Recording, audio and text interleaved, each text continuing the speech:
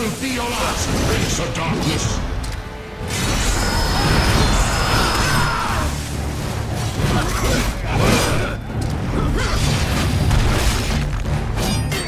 Die, monster! You don't belong in this world.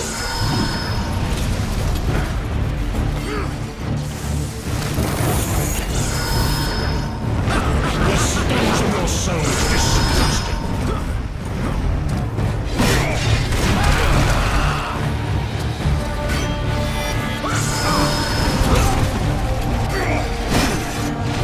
Die, monster! You don't belong in this world.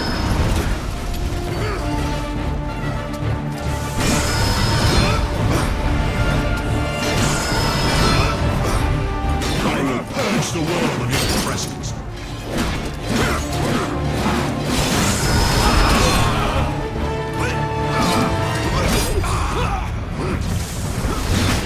You are going to die.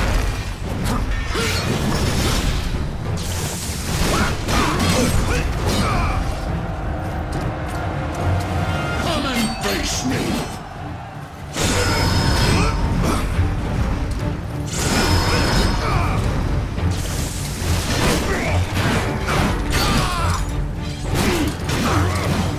The stench of your soul is disgusting.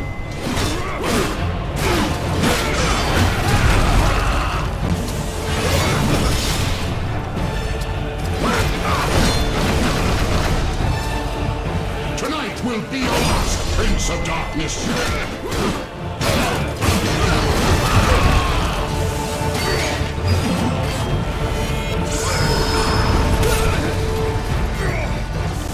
The stench of your soul is disgusting.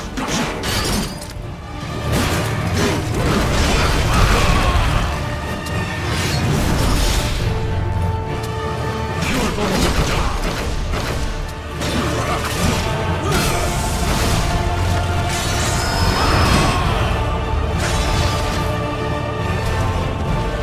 Die, monster! You don't belong in this world.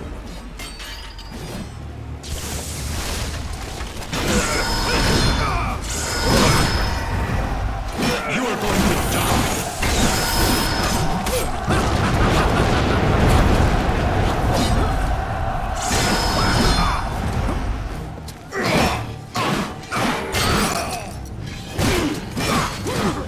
The stench of your soul is disgusting.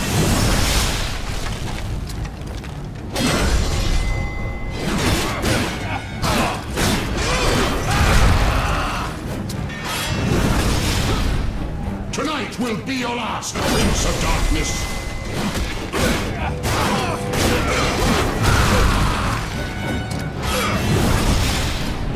Come and face me.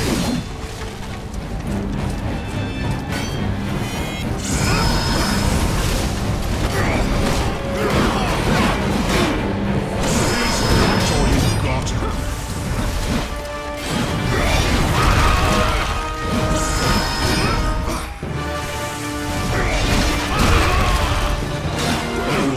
The world in your presence.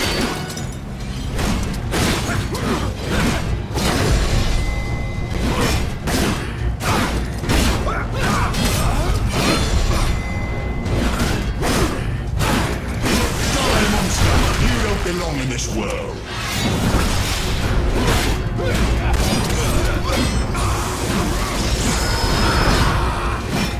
The stench of your soul is disgusting.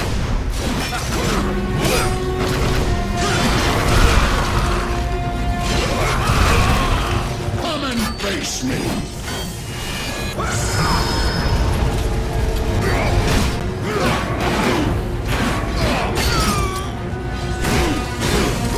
You're going to die.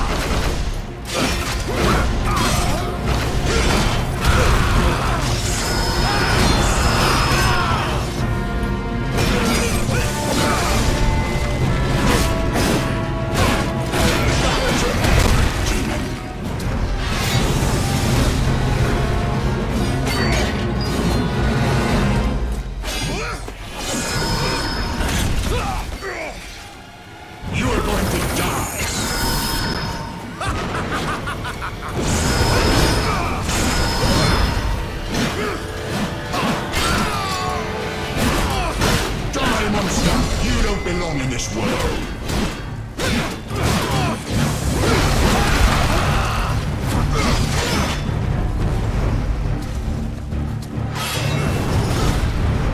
I will purge the world of your presence.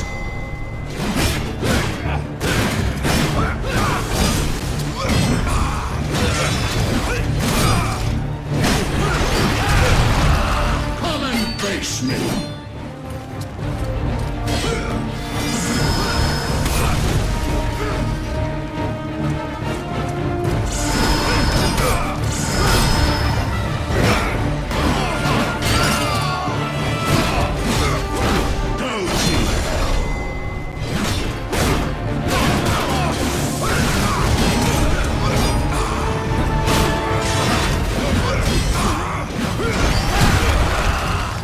Going to die.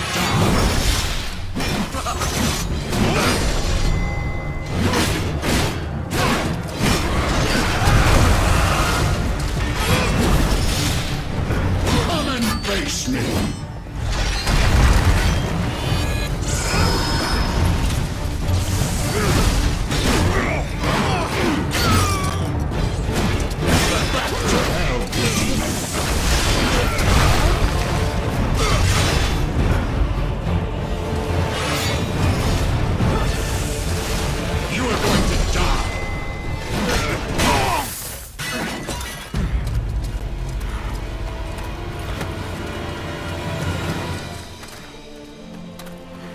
Christus vivit, Christus regnat, Christus ab omni malo te defendat, maledictiet excommunicati daemones, in virtute istorum factorum Dei I was nomini. like you once.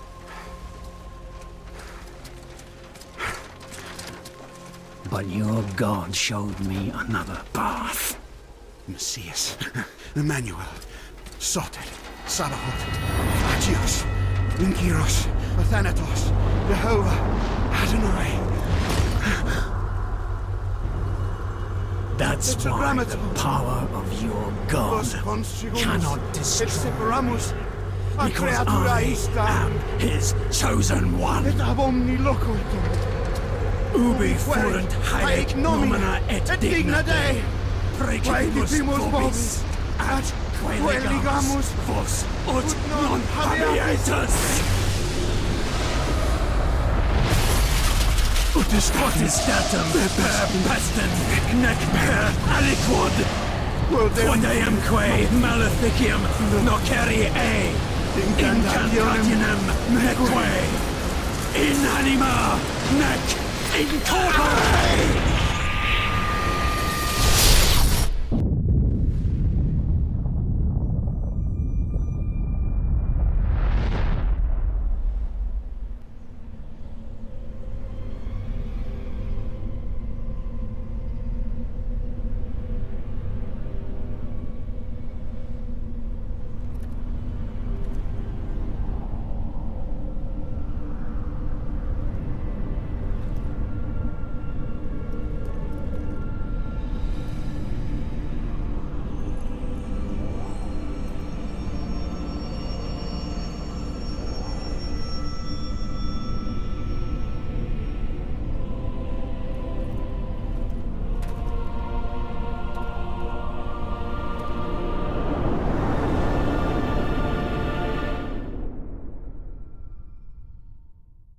Brave beyond all measure.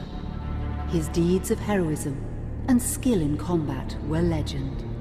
His name was whispered within the hallowed halls of men for countless generations.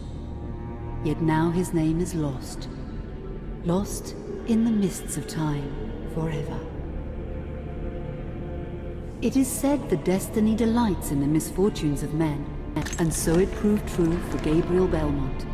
For even after defeating the Lords of Shadow and ending their reign of terror, his soul was consumed by the very darkness that he sought to destroy, as that ancient prophecy foretold. Whomsoever defeats the Lords of Shadow will sit upon their throne to rule as the Prince of Darkness. But before fate had played its hand, and unknown to Gabriel, his beloved wife Marie conceived a son by him. The Brotherhood of Light warned her of that ancient prophecy and the terrible fate which lay before her husband. So, with heavy heart, she concealed her pregnancy. For it is written that only the blood of that lineage has the power to defeat the Prince of Darkness. Thus, when newly born, the child Trevor was hidden from his father and raised a holy warrior of the Brotherhood in secret, so that one day he would be ready to stand against his own blood, as foretold. That day would come, some 25 years later, for what had once been Gabriel Belmont was now a powerful vampire known as Dracula, the Dragon. The Brotherhood of Light fought against the onslaught of his dark armies, which laid waste to towns and villages across the land, but to little avail. Trevor was now fully grown to manhood, and the truth of his origin and destiny of the Belmont clan was finally revealed to him. So he set out to confront his father and end his family's shame forever. But Trevor failed and was mortally wounded in the confrontation with his father. He was no match for Dracula's terrible power. Yet, as he lay dying, Trevor finally revealed his true identity. Dracula was driven mad with grief and rage over the revelation. He desperately sought to save his dying son by giving him his own lifeblood. But it was too late, or so he thought. Dracula buried his son within the walls of his great castle, and then swore bloody vengeance upon the world. Raising an army of creatures beholden only to him, he struck with fury and merciless cruelty at humanity. He vowed to hunt God's children for all eternity. But fate still had one last card to play. Dracula's blood had power, and that power now coursed through the veins of his dead son, slowly reviving him over many years, until one night he emerged once more into the world, not as a man, but as a creature like his father. What had once been Trevor Belmont was now gone forever. He was now a vampire like his father. Though he swore that he would not be like him, he would take the name Alucard. He would be a force for good, opposing his father's capacity for evil. In that very moment, Alucard swore to destroy Dracula. But fate had something else in mind. Meanwhile, Trevor's own son grew into a fearsome warrior with a reputation that far exceeded even that of his illustrious father. Simon Belmont knew little of his own lineage, nor his importance in the events to come. All he knew was that his mother had died at the hands of Dracula's minions when he was but an infant, and his father had been killed in single combat with Dracula. Found and raised by the people of White Mountains, Simon had but one purpose in life: to destroy Dracula for the murder of his parents. After years of training in the arts of war, Simon set off for Dracula's castle and a date with destiny. Once in the castle, Simon met Alucard, and knowing little of the true identity of his companion, joined forces with him. Blood bound them together, and fate took a hand once again, as finally they met their dreaded foe in mortal combat. Simon defeated Dracula with his whip, and yet Alucard sensed that all was not as it should be. Dracula would return.